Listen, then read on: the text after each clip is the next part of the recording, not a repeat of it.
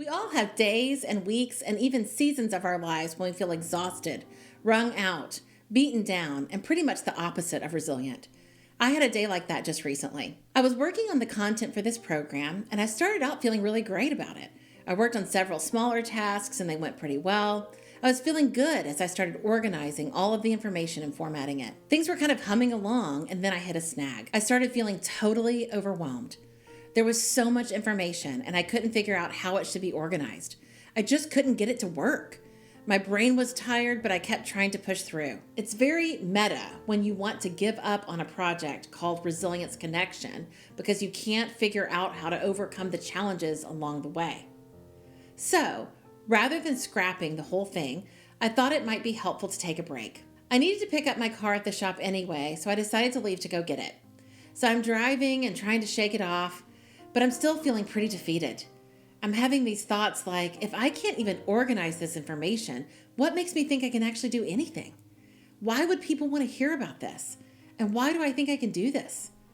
I'm pretty much headed down a defeatist spiral. Lots of negative thoughts about myself, my work, this project. Anyway, as it turns out, my car is at a shop that is pretty close to where I went to graduate school. So I'm driving around this familiar area and I'm remembering that time in my life. Next thing I know, a song came on the radio that was popular when I was in grad school too.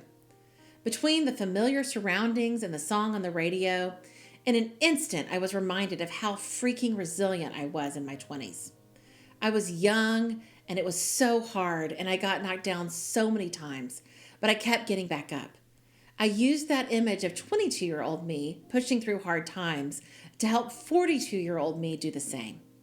This is a story of my resilience in my career, but maybe your resilience has come in the form of pushing through hard times in relationships, in physical pursuits, or through an illness.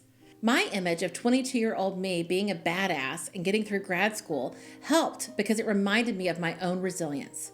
What are the times in your life that have reminded you of your resilience? Resilience is a word that gets thrown around a lot, and it can be hard to get a good handle on what it means to be resilient. So before we talk about strategies to grow resilience, let's start off by talking about what resilience is.